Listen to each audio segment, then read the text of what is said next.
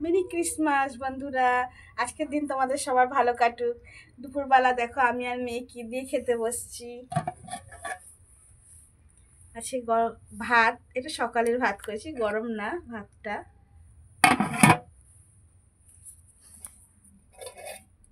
আছে বেগুন ভাজা